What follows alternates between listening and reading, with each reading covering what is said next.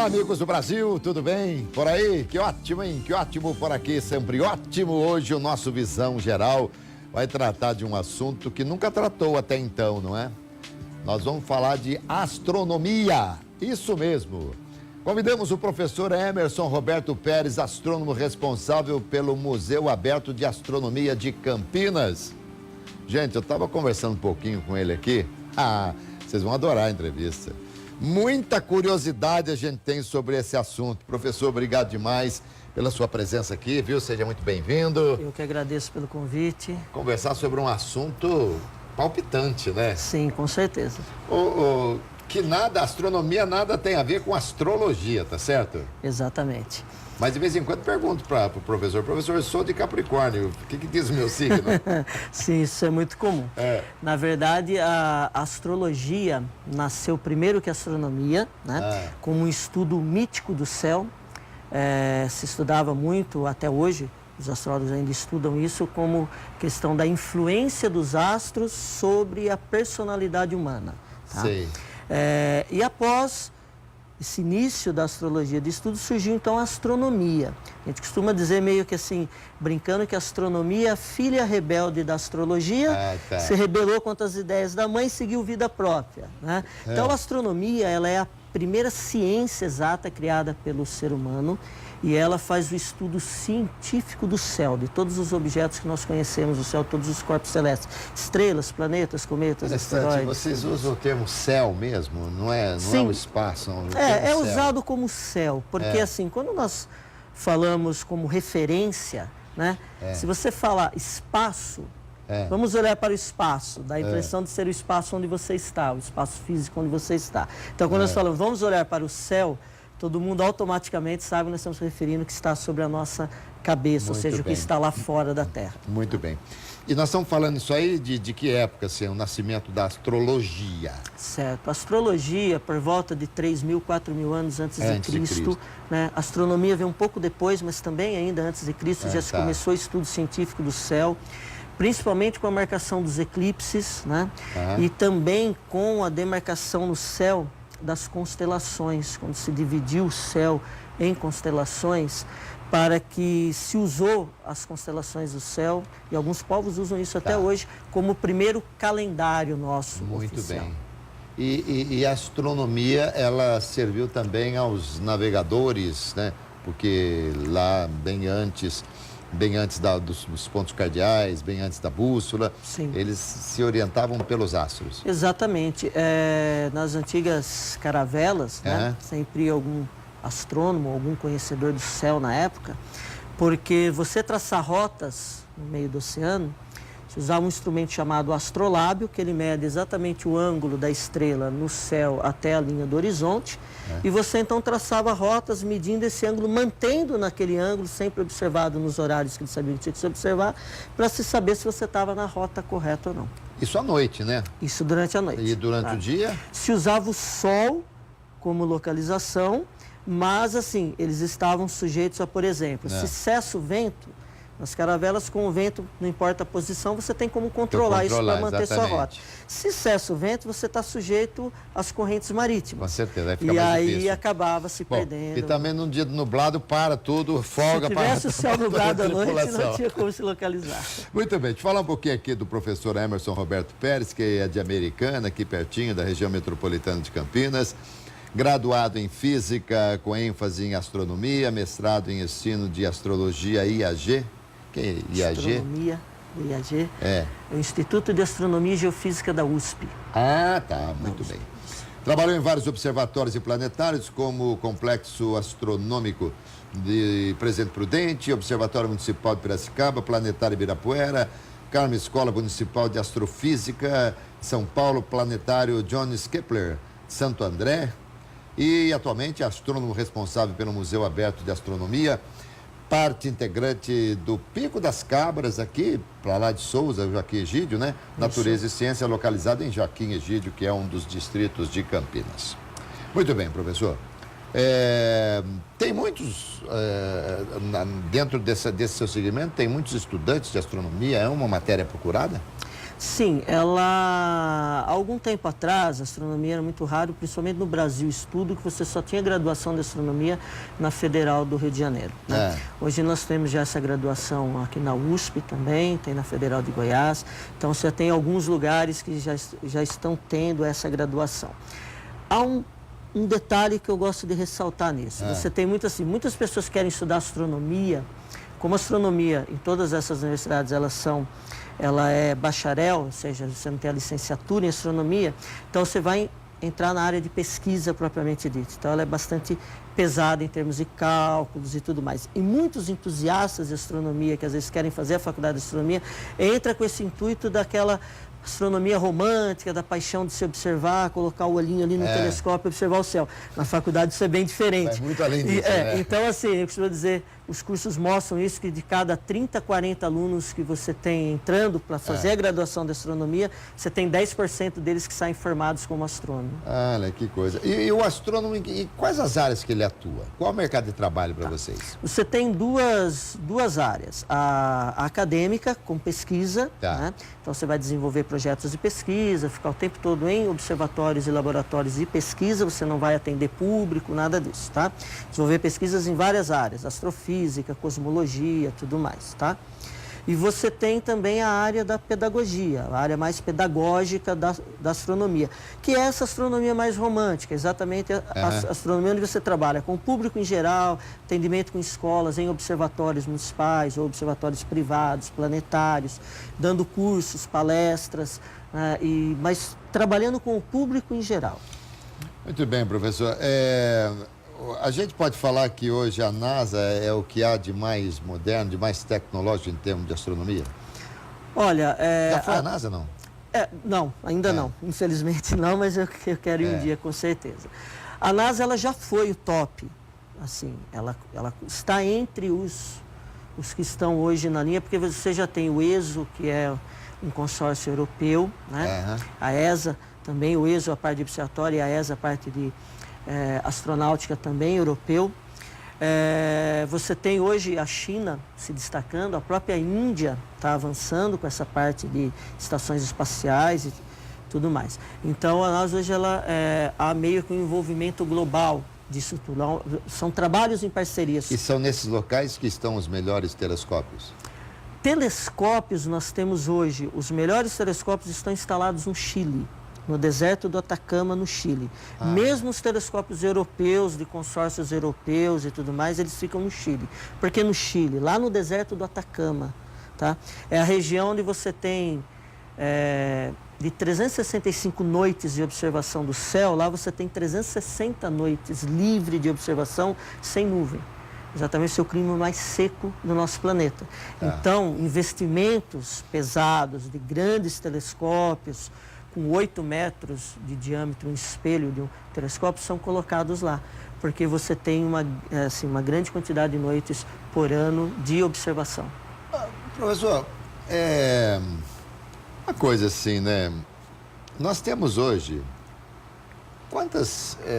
há uma estatística, há um número de quantos astros nós temos, quantas estrelas, existe isso? Existe, e é um número assim, no sentido literal, astronômico, quando a gente fala disso. Bom, vamos lá. O nosso Sol é uma estrela, estamos orbitando em torno do Sol, onde tem o nosso sistema solar. É uma estrela de quinta grandeza? Nós dizemos que é uma estrela de tamanho pequeno. Grandeza... Professor, eu aprendi na escola que era uma estrela de quinta grandeza. Essa frase é complicada, porque quando nós falamos de grandeza em astronomia, nós estamos referindo a brilho. Então, ele é, na verdade, uma estrela de quinto brilho. Nós enxergamos a olho nu até a magnitude, que é o brilho, até o 6 positivo. O Sol, ele é 5. Isso quer dizer o quê? Quanto menor esse número, mais brilhante é a estrela. O Sol com 5, sendo de quinta grandeza, significa que você olhando o olho nu de um local de céu bem escuro, ele está quase que no limite da nossa visão se todas as estrelas fossem colocadas à mesma distância. E essa é uma frase que está em muitos livros didáticos, como quinta grandeza, e não tem nada a ver com o tamanho. Mas aí você estava falando do Sol? Sim. Do tamanho do Sol. O Sol, ele é quantas vezes maior que a Terra? 1.300.000 vezes o volume da Terra. Quando você fala volume... Caberia dentro do Sol 1.300.000 terras para dar todo o espaço que o Sol ocupa, todo o volume dele. Tá? E ele é considerado uma estrela Pequeno porte comparado às demais estrelas da nossa galáxia. Quantas galáxias nós temos? Então vamos lá. Na nossa galáxia, primeiramente, nós temos 400 bilhões de estrelas na Via Láctea. Tá. Nós temos 400 bilhões de estrelas. 400 bilhões? Bilhões. O Sol é uma delas. delas. Tem mais do que os caras roubam na Lava Jato? Impressionante. E o Sol é uma delas. E o Sol é uma delas. 400 bilhões. Tirando o Sol, sobrou 3 bilhões, 400... Tá. Tudo isso. Muito bem. Hoje, com a nossa tecnologia atual, em 2016, saiu uma atualização dos números de galáxias que nós conhecemos hoje. Já são 2 trilhões de galáxias, cada uma em média com 400 bilhões de estrelas. Que isso, é um gente? número literalmente astronômico. É difícil até para imaginar isso. 2 trilhões de galáxias. Bom, então como é que a gente pode dizer que não há vidas em outros planetas, em outras galáxias? Porque deve ter, porque não é possível que são quantos trilhões de galáxias? 2 trilhões. 2 trilhões de galáxias. Cada galáxia com 400 bilhões de estrelas em média. Sim. Deve ter, né, professor? Havia aí algumas décadas atrás um certo tabu, principalmente dentro dos observatórios planetários, se falar sobre vida em outros planetas, essa coisa, porque assim, a astronomia é uma ciência empírica, você precisa comprovar o que você fala, uma série de coisas. Mas sempre os astrônomos tiveram esse mesmo pensamento que hoje nós podemos falar um pouco mais abertamente. Tá? Estatisticamente falando, mostrando essa quantidade de estrelas e de planetas que nós temos pelo universo conhecido hoje pela nossa tecnologia, é meio que até, desculpe da palavra, mas um pouco irracional a gente achar que a vida só desenvolveu aqui. Porque, primeiro, nós estamos girando em torno de uma estrela muito comum, numa posição de uma galáxia comum, numa região comum, ou seja, não há nenhum privilégio apontando para que a vida tenha se desenvolvido somente aqui. Agora, claro, não há comprovação ainda, porque nós não temos tecnologia para chegar em outros sistemas planetários hoje, comprovar a existência de vida. E quando nós falamos vida, é vida de qualquer tipo. De repente também é o seguinte, né? Eu brinquei com o professor antes do programa aqui, vai ver que a gente morre e vai para outro planeta, né? Outra galáxia. E aqui vem aqueles que não tiveram bom comportamento lá, e aí eles vêm para esse daqui, né? Pode ser. Qual a diferença? A Terra é um planeta. Certo. Planeta e estrelas são coisas diferentes. Sim, são. Estrelas são os únicos astros do universo todo que produzem sua luz própria, que irradia luz para o espaço. Tá? E uma estrela emite em qualquer tipo de radiação, seja radiação gama, infravermelho, raio-x, ondas de rádio, tudo, inclusive na luz. Então elas são os únicos astros que emitem luz. Outros astros, como planetas, asteroides, cometas, a Terra, por exemplo, ela pode emitir para o espaço em infravermelho, em ondas de rádio, mas ela não emite luz própria. Ela reflete a luz do Sol. Então os planetas são astros que giram em torno de estrelas, tá? Que estão girando em torno de uma estrela, que não possui luz própria, tem o formato esférico e que é dominante na sua órbita, ou seja, ele tem os outros objetos que haviam na sua órbita, ele captura como satélite natural dele, assim como a Lua é nosso satélite natural. Não é fácil entender essas coisas também não, mas aqui vamos lá. Professor, quando a gente vê que eu ouvia lá atrás, hein? Até hoje eu ouço, uma estrela cadente, que tem aquele risco no céu assim. Quantos pedidos eu já fiz para essa estrela cadente? O que vem a ser isso? Então vamos lá. Esse nome estrela cadente é um nome popular, né, de uma estrela que está caindo. Não tem como uma estrela cair num planeta, até pelo tamanho que a gente acabou de... A estrela é muito maior que o planeta, Exatamente. Que o planeta, né? Um planeta cair numa estrela, não uma estrela cair num planeta. Mas o nome popular estrela cadente, isso vem desde a antiguidade, porque se acreditava que as estrelas se desprendiam da esfera celeste, quando você via aquele risco. Então ela se desprendia lá da esfera celeste e caía. Por isso que é a estrela cadente. Uma estrela está caindo, elas estavam fixas lá na esfera celeste. Na verdade, estrela cadente é um asteroide, ou seja, uma rocha que está no espaço, que ela entra na nossa atmosfera, ela ioniza a nossa atmosfera, deixa ela incandescente. Ela entra, mas não entra na nossa gravidade. A gravidade da Terra é que puxa essa rocha para nós. Ela está na nossa gravidade, está presa à gravidade da Terra. Então, ela é atraída para a Terra. Quando ela entra na nossa atmosfera, ela vai ficando incandescente, vai se desgastando essa pedra, se evaporando, virando gás na nossa atmosfera até ela se apagar.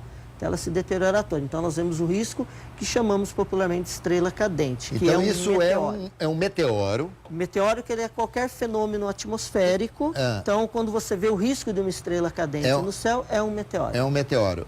E o que é meteorito? Meteorito é se esse asteroide que provocou esse risco, esse meteoro na nossa atmosfera, atingir a superfície de um astro, como a Terra, por exemplo. Aí você vai lá e pode pegar essa rocha que sobrou, o que sobrou dele. Então, isso é um meteorito. Que é o que nós temos em museus e tudo mais, é um meteorito.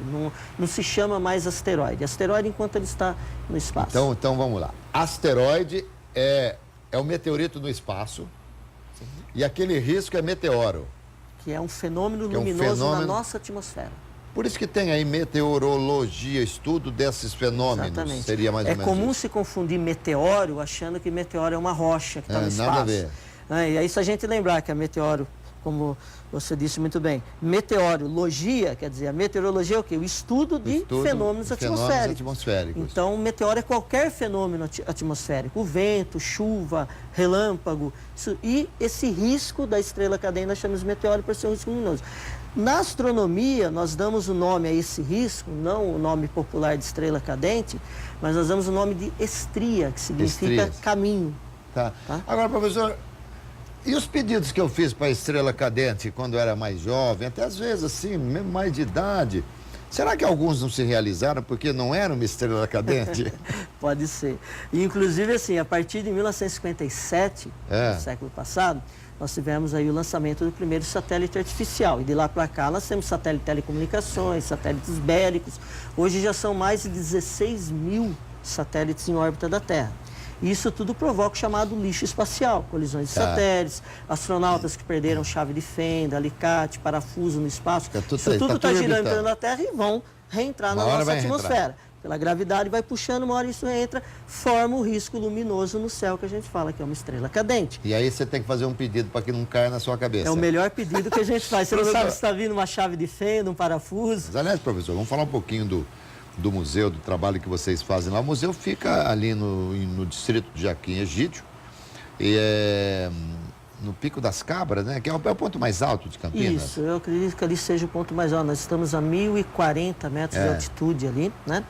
O Museu Aberto de Astronomia, ele é parte integrante do Parque Pico das Cabras, Natureza e Ciência. É uma iniciativa privada, onde nós temos ali uma ala de astronomia, vamos ter uma ala de biologia e uma ala de ecoturismo também. A parte de astronomia já tem alguns prédios prontos, nós já estamos funcionando, né? Está desse jeito atendendo, assim, isso, já está desse jeito. Nós temos um radiotelescópio, aquela maior antena que a gente viu na imagem. Essas são algumas esculturas da mitologia greco-romana. Nós vamos ter 12 esculturas, um jardim de mitologias com os nomes relacionados aos planetas e tudo mais. Esse é o nosso astroteatro, é o local de observação de céu a olho nu, onde nós vemos os desenhos das constelações do céu, né? Temos o nosso observatório noturno, nós temos um observatório solar também já em funcionamento, né? Esse observatório noturno também a gente já está com ele em funcionamento. E esse é o nosso radiotelescópio de 10 metros de diâmetro, que é um telescópio que enxerga o universo em frequência de rádio. A gente pode captar frequências e nós transformamos em sinal sonoro, ou seja, nós ouvimos o universo. A gente pode ouvir as estrelas também. O universo faz muito barulho? Exatamente, bastante. E o legal é que uma informação em ondas e rádio, ela traz muito mais informações do que no comprimento de luz, né? Então, hoje em dia, por exemplo, a pesquisa em radioastronomia, ela avança muito mais do que na parte óptica, na parte de você observar com o telescópio óptico.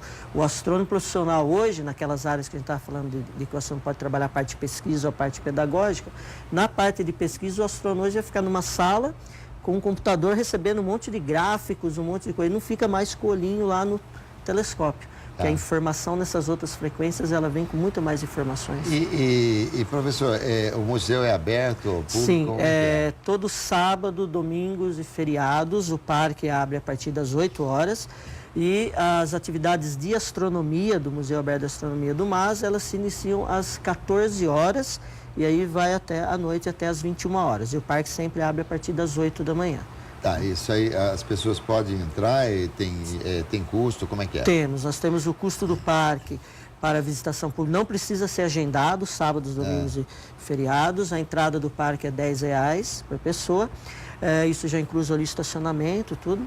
E para atividade de astronomia fica opcional a pessoa querer fazer ou não. Perfeito. Que aí é R$20 por pessoa para fazer todo o tour de astronomia, desde a observação do Sol, observação noturna, astroteatro. O acesso é tudo asfalto, não? Não, tem um pequeno trecho de terra. Estrada boa? Uns 3, 4 quilômetros de terra. Isso é estrada boa, sim. Seguindo passando o Joaquim Egito? Seguindo passando o Joaquim Egito, quando termina o asfalto, segue na mesma via principal. Sim, ali tem muito pessoal, muito ciclista, muita coisa. Então, ali é um ponto bastante frequente. Muitas trilhas ecológicas. Dentro do nosso próprio parque, nós temos trilhas ecológicas, essa parte de ecoturismo também. Tá. Uma pergunta meio boba, mas você só consegue observar o universo à noite, né? Não, durante o dia nós conseguimos fazer observação do Sol, tá? Tanto de explosões solares, manchas solares, quando estão ocorrendo a gente consegue observar. Nós temos telescópios especiais para isso. E o radiotelescópio, ou seja, ouvir sons do universo com ele, captar essas frequências, também tanto faz dia ou noite. E o radiotelescópio tem uma vantagem, pode estar nublado ou chovendo, que ele funciona. Professor, vamos voltar aqui, pouco tempo, vamos voltar aí 500 anos. O que são 500 anos, né, para a história? Nós não tínhamos nenhum desse conhecimento, né?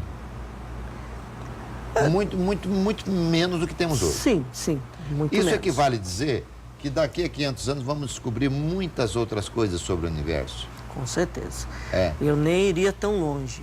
Eu acho que assim, com a tecnologia atual, da maneira como está, a velocidade que está se avançando, a parte de instrumentação, a capacidade de nossos instrumentos aumentando, eu diria que nas próximas décadas isso já vai mudando. Nós vamos descobrir novos objetos, novos corpos celestes, enfim, vamos conhecer melhor os próprios objetos que nós estamos estudando hoje. Vamos ter instrumentação para se estudar melhor esses objetos, né? Então, eu não diria 500 anos, não. Eu diria as próximas décadas, realmente, aí, né? o avanço tecnológico está muito rápido hoje, isso em todas as áreas, né? Então...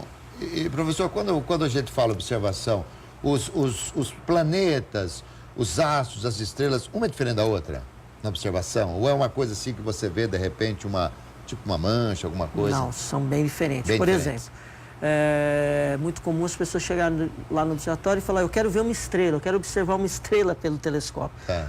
Tirando o nosso Sol, né, que está muito próximo de nós aqui, qualquer uma outra estrela que eu observar, com o maior telescópio que a gente tem aqui na Terra, você vai ver ela pontual, sempre.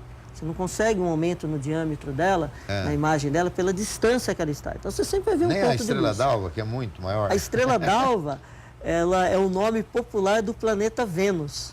Ela é um planeta conhecida como estrela d'alva, que era a estrela da manhã. Olha só, mais uma que a gente aprendeu aqui. E ela é o aqui. Planeta Vênus.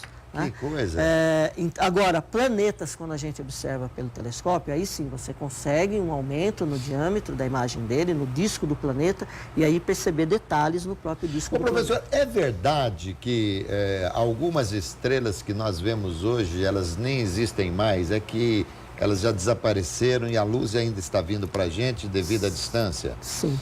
Nós temos uma ideia meio assim, dentro da nossa casa, quando você liga o interruptor, que parece que instantaneamente a luz iluminou tudo, né? Na verdade, se a gente fosse ver isso com muita calma, numa velocidade muito reduzida, cada rainho de luz ali saindo de onde ele está sendo emitido pela nossa lâmpada, seja ela qual tipo de lâmpada for, ele está refletindo em todos os lados da parede, até ele preencher o ambiente todo. Isso gasta-se um tempo.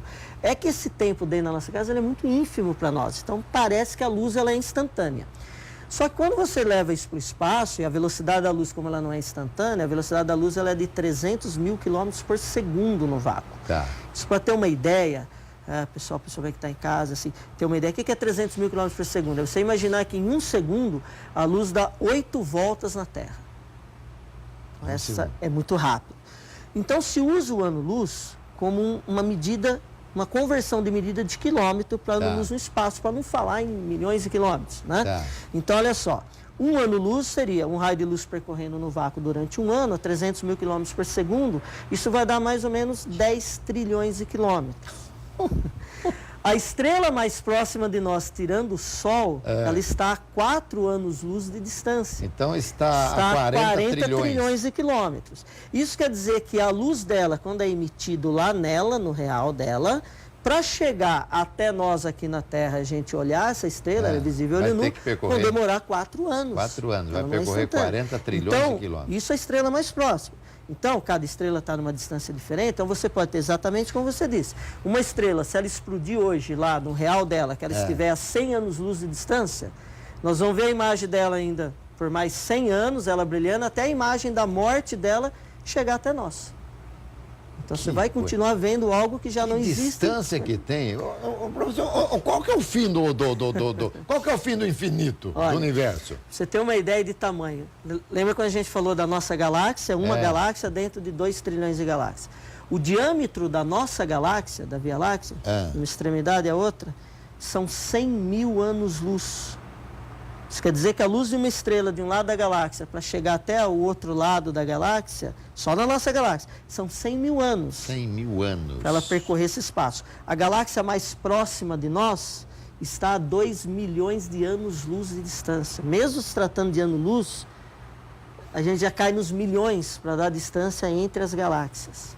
Então, o universo ele é difícil a gente conseguir imaginar isso tudo. Não, o astrônomo, ele não tem uma tendência não a meio que pirar com certas coisas, não tem não, professor? O pessoal fala muito isso, a gente é meio louco já por natureza. Você começa a estudar isso, você começa a ver assim, claro que com o tempo, quando você vai conseguindo assimilar isso, você tem que quebrar muitos dogmas, muitas coisas.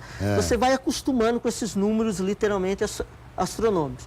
Eu costumo dizer que o que nós, astrônomos, nos deparamos com o macrocosmos é o que um químico ou um biólogo acaba se deparando com anos de pesquisa e estudos com o microcosmos, com a estrutura atômica, né, e tudo mais. São coisas que aparentemente estão tão distantes, o macro e o micro, mas estão relacionados em termos de distâncias e comprimentos. Quer ver um assunto que o pessoal também gosta muito? É aviação. Aviação, começa a falar de aviação, o pessoal adora, né? Eu adoro também. A Terra tem um movimento de translação, que é um movimento que ela demora 365 dias para dar uma volta completa no Sol, tá certo? Sol aqui. E enquanto ela está dando essa volta, ela vai girando, que é um momento de rotação, que demora 24 horas. Isso. Por que de repente você, se estiver você vai sair de Campinas para ir a São Paulo? Certo. Eu vou levantar com o helicóptero aqui, fico pairado aqui, esperar a Terra virar, que São Paulo vier, eu dou uma descidinha. Por que não é assim? Esse é um efeito de referencial muito curioso, isso, né? A gente pensa assim, se eu subir aqui, eu vou... A Terra vai virar, vai chegar. Se você imaginar, a gente pode até pensar numa brincadeira que o pessoal pode fazer em casa. Se você der um salto agora, por menor que seja, a Terra está rotacionando. Então você deveria saltar e a Terra rotacionar um pouquinho, você deveria cair num local diferente ou de onde jogar uma você bola saltou. para o alto e tal. Por que isso não acontece? Porque nós estamos junto nesse movimento de rotação da Terra. Por exemplo, se você está num navio, atracado no porto, tá? Você sobe no mastro dele, solta uma bolinha, ela vai cair exatamente no pé do mastro. No pé do mastro. Ok?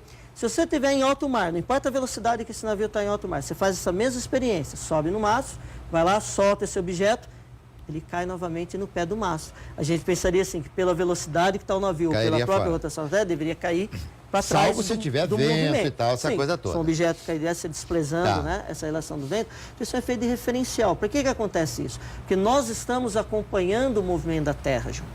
Né? E a mesma coisa, quando você solta ali no navio um objeto, ele está acompanhando o navio. Como os aviões, quando você solta um pacote, por exemplo, está lá, você tem que soltar um pacote para cair numa determinada região.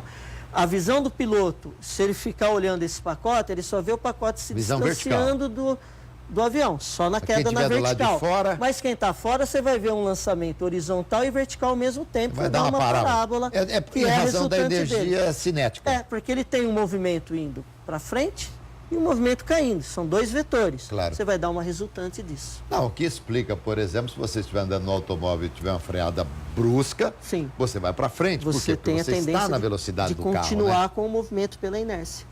Pois é, mas essa da gente... Eu, quando fazia o meu curso de piloto, eu falava, mas não é possível, professor.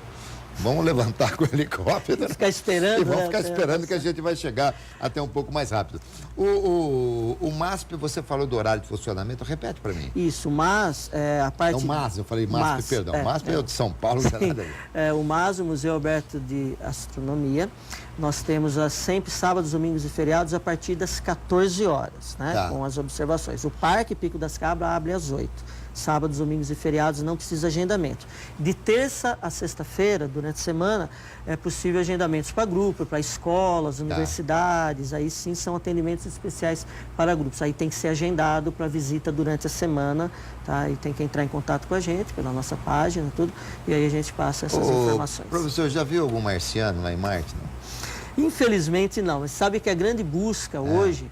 a gente tem o radiotelescópio, que nós ouvimos sons do universo, tem o filme Contato, que é sempre baseado um contato com uma civilização através de ondas e rádio, que você faça um contato pelo radiotelescópio. Isso tudo, hoje em dia, como a gente falou, acabou aquele tabu de nos falar, mas isso tudo hoje está em aberto. Né? Alguns astrônomos e cosmólogos até dizem o seguinte, que eles acreditam que nas próximas 3 décadas nós vamos ter a confirmação da existência de vida fora da Terra, de alguma maneira. Com o nosso avanço tecnológico, de alguma maneira nós vamos confirmar que há vida fora da Terra. Vida sim, não importa se seja uma vida em forma de uma bactéria, de um fungo, mas vida. Nós vamos confirmar a existência de vida fora da Terra de alguma forma. Então, eram os deuses astronautas, não estava tão errado, né?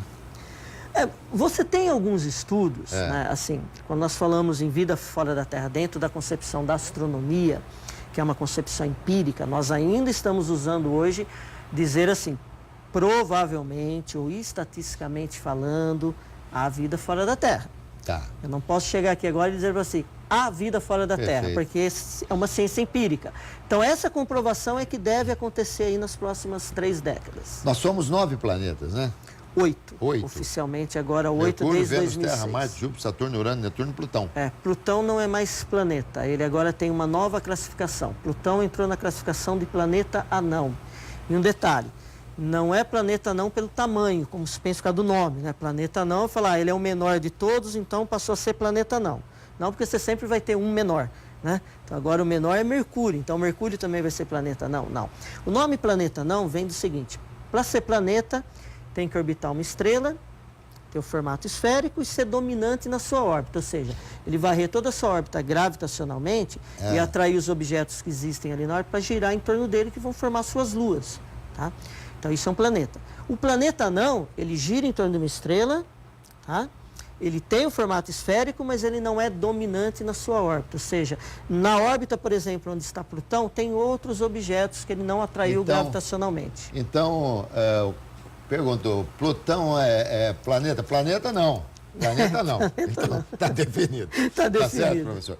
Agora, por que só nós aqui na Terra, só o planeta Terra que tem vida? Qual que é o privilégio que a Terra tem?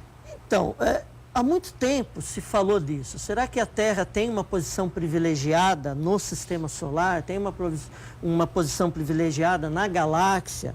Estudando tudo isso com muita calma hoje em dia, com todo o avanço, com a descoberta dos exoplanetas, que são planetas que orbitam outras estrelas sem ser o Sol, nós percebemos assim, que não, nós não temos privilégio nenhum. O único detalhe, em torno de cada estrela, de acordo com o tamanho da estrela, existe uma região em torno dela chamada de zona de habitabilidade.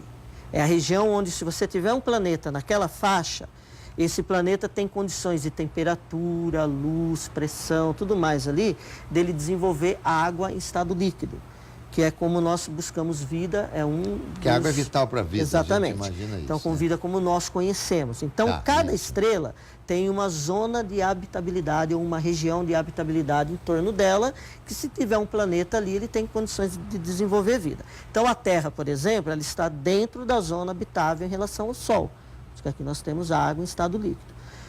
Mas isso você tem essa região de zona habitável em torno de todas as estrelas. Entendi. Então, por isso que não é um privilégio. Claro, se a Terra não estivesse aqui na zona habitável, estivesse fora dela, muito além dela, você vai ter uma temperatura muito baixa e muito mais próximo do Sol, você teria uma temperatura muito alta. Agora, professor, por exemplo, vamos imaginar, vamos lançar um foguete para Marte. E como é que ele faz? Ele vai para a direita, vai para a esquerda, ele só sobe? Como é que é? Como é que é feito esse... Porque o GPS vai dar isso, não? Não. Para você lançar um objeto daqui da Terra para encontrar algo que está em movimento fora da Terra, você leva uma série de cálculos. Tá? Então, por exemplo, você tem a Terra em movimento e tem Marte em movimento.